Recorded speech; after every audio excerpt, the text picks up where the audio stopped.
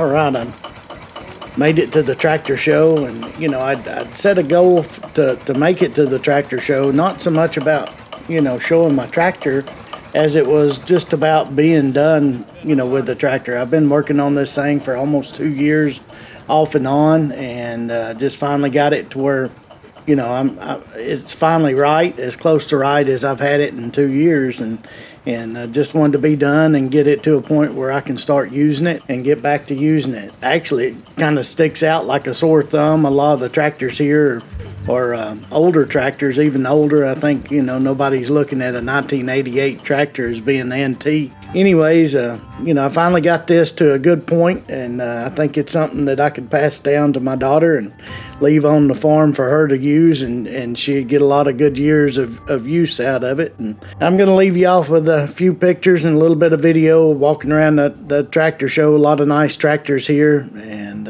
so there you go.